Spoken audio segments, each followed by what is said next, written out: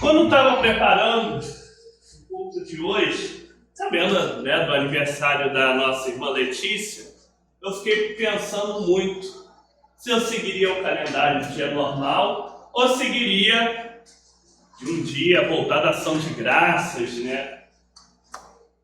Mas uma coisa que eu aprendi, e quem sempre dizia isso era a reverenda Josi, é que muitas vezes as leituras do dia elas são melhores do que as leituras especiais, elas dizem mais do que a gente precisa ouvir.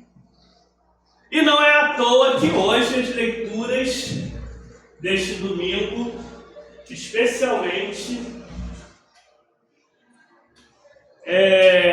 estão já num clima de ação de graças, um clima de gratidão a Deus, de força, de perseverança.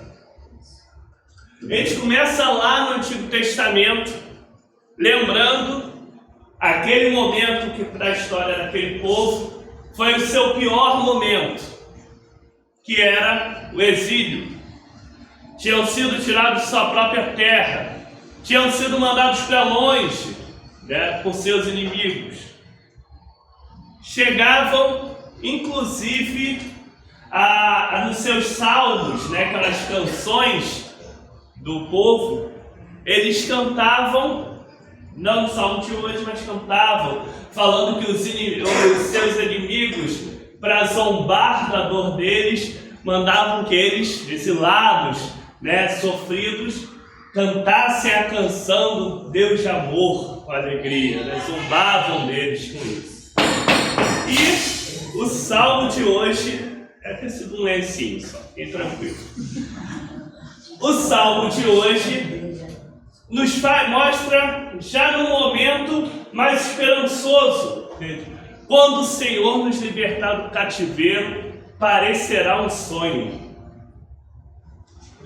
Inclusive depois vão colocar ele musicado. Eu ia botar até pra gente cantar esse salmo, mas achei que a gente ia ter alguma dificuldade de cantar. Mas depois na saudação da paz vai ficar tocando ele. Já começavam a vislumbrar a possibilidade da libertação, a possibilidade de sair daquele cativeiro, de sair daquele, já se animavam com isso. Lembravam, mesmo ainda não tendo completamente saído daquela situação, das coisas grandiosas que o Senhor havia feito para eles. E mesmo sabendo que com tudo isso que estavam passando, e já tinham a certeza que poderiam cantar de alegria, né, por terem chegado à sua libertação. Quando saímos do Antigo Testamento, vamos para o Novo, das leituras de hoje, nós temos lá a carta aos Hebreus, nos lembrando sobre o papel de Jesus como o grande sacerdote de nossas almas. É importante para nós, como cristãos, lembrarmos, né, que aqui, né, nesse momento, todos nós somos sacerdotes, porque todos nós partilhamos do sacerdócio de Cristo. Ele é o grande e o verdadeiro sacerdote. Não é o reverendo, não é o bispo, né? Nós temos ministérios específicos para ajudar o povo de Deus na sua caminhada. O sacerdócio, a missão, o chamado é de todo mundo. Todos nós, no nosso batismo, somos parte desse sacerdócio de Cristo. E aí, por que é importante isso? Quando nós olhamos o que havia lá nos tempos da Antiga Aliança, haviam seres humanos comuns esse papel de sacerdote, mas só eles. Nós exercemos, sim, todos nós, a função de sacerdote, mas não por nós mesmos, mas sim por Cristo. E quando nós entendemos que nós exercemos sacerdócio por Cristo e vivemos na sua graça, no seu amor, na sua misericórdia, nós conseguimos entender onde colocar a nossa confiança.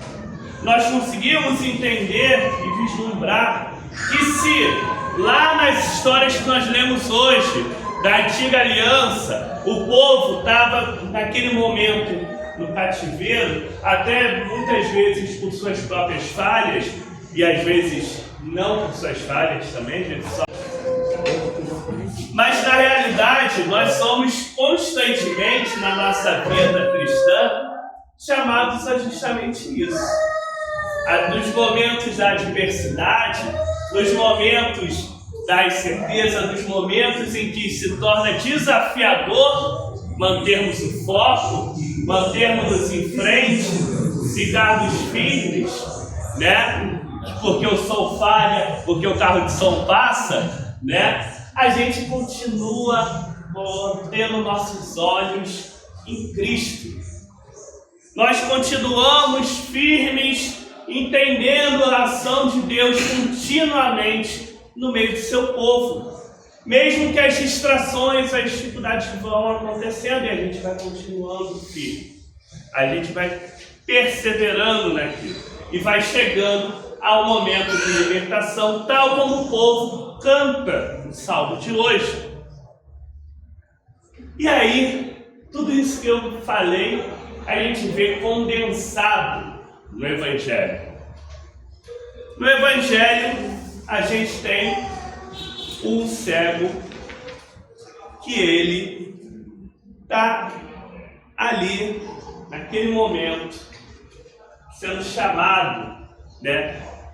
Ele está sendo tocado pela presença de Jesus e ele consegue perseverar, insistindo, clamando a Jesus.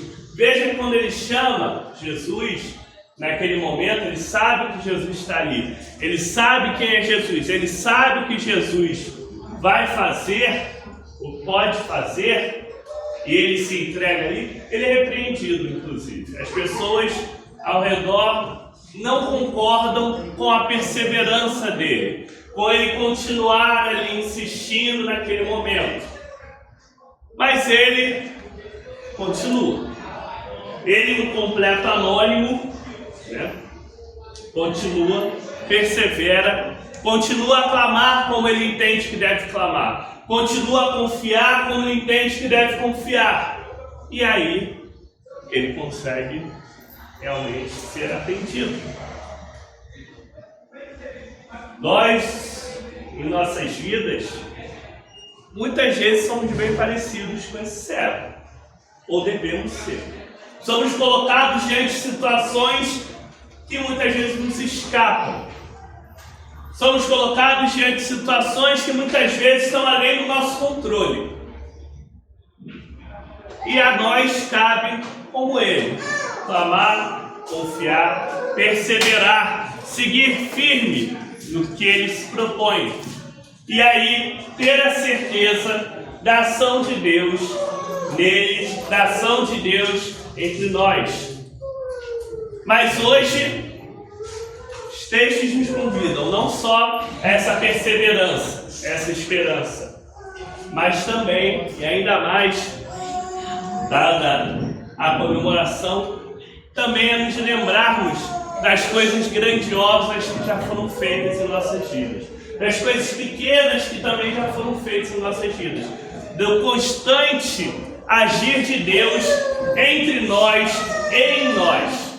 Nós somos chamados a isso, porque à medida em que nós contamos as muitas bênçãos e dizemos todas de uma vez e vemos surpresa quanto Deus já fez, nós conseguimos perseverar e continuar confiando naquilo que Ele ainda vai fazer na nossa vida, continuando ainda a perseverar e entender que é assim a libertação, a saída do exílio, ela ainda vai chegar.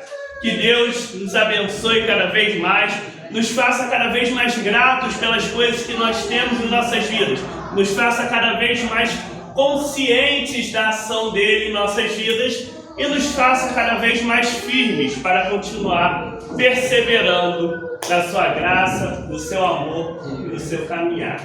Deus nos abençoe.